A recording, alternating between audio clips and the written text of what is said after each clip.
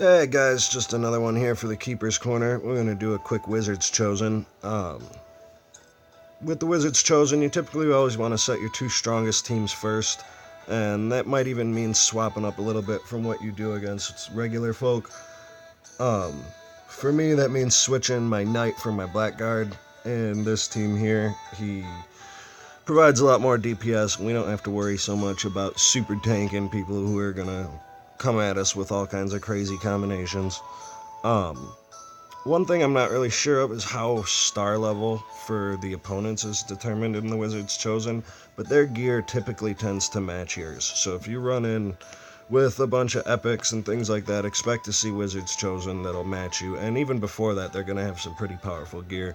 One of the things in your favor is that Wizards Chosen teams are usually just random mashups. There are some tough teams, especially ones with the Shaman, because Shaman's just a beast. Um, but doing it like this, you should have a lot of success. The Blackguard's stun is going to really help this team. The second team here is just a full debuff focus fire team. You've got the ranged attacks from Leaping Strike, Crushing Fist, Inflict Wounds, the debuffs for Enfeeblement, and right now I'm using the Ninja Vanish. Obviously that'll be fixed in the next patch. Even after that, the Ninja's skill cycle is so fast that with a good weapon, he's really worth using. In that situation, I'd just move the Knight up to the second team, and there are a couple other viable tanks, but for now, that's who we're going to go with.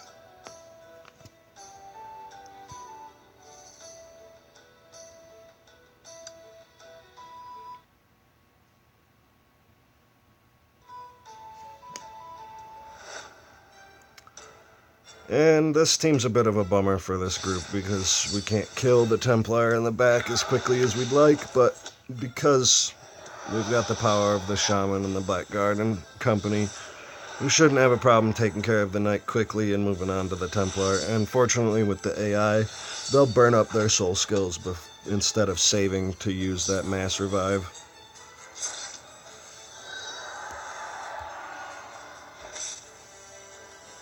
Or not. But we've got Mr. Kensai here to save the day. He'll take out those two.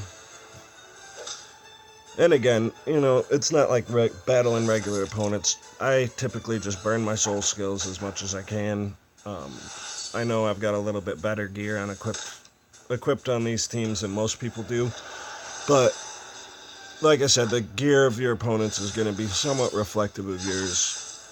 Otherwise, if you follow the crafting guides and stuff that I'm going to be putting out, and the typical format most of you are used to is, going with your Shaman and your big hit characters, that's going to help you right away. But I definitely suggest focusing on a team like this that can really debuff and punish enemies in the back line, especially in teams like this where there's no taunt. And I can't stress enough how awesome the Ninja really can be. Poison Smoke Bomb, I used to hate at first. It's one of my favorite abilities now, I think. The stun on it is short, but it can be useful for a handful of things. It can break the Amazon's Frenzy Chain. In PvE, the monster's skill cycles are so slow, it'll just kill their whole turn. But as you can see, this crew cuts down the Wizard's Chosen pretty quickly, which is really what you want to do since the rewards are so low. And a lot of times, most of us can't find any matches. I'm going to go ahead and do one more here so we can see what the mix-up in heroes is like.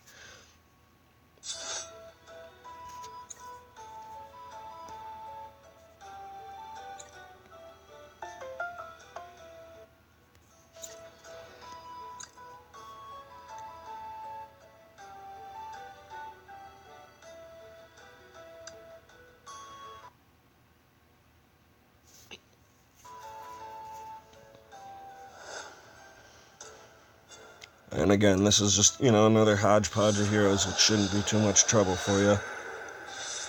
When you do get these paladins, you have to watch out for Avenge. I've had my shaman and Kensai kill themselves more times than I can count. Um, so definitely be careful of that. And one thing you'll notice when I use this team, I always wait for Battle Fury and Blade Meditation to go off back to back, and then I pop the Perfect Strike from Kensai. And it makes for some pretty massive hits. It really makes up for the difference between him and the Shaman's base attack power. Um, Kensai's even got an extra star over the Shaman, and his Shaman still out damages him.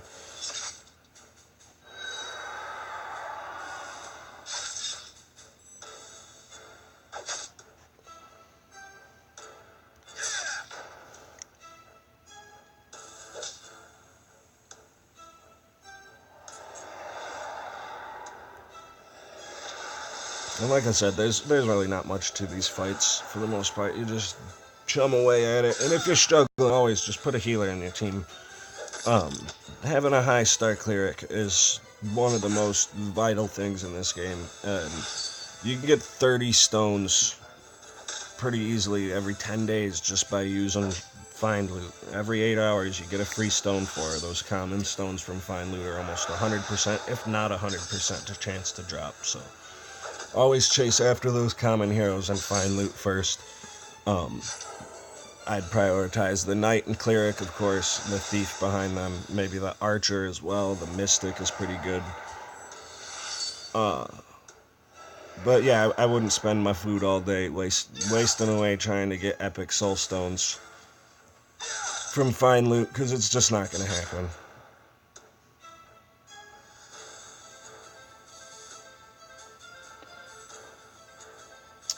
And you know, just like this triple tank team, it's gonna take a little while to take down, but there's not much of a threat here. You know, it's when you face a real person, you gotta worry about combinations like the one we're using here that are just gonna focus so much damage on you, you can't really do anything about it.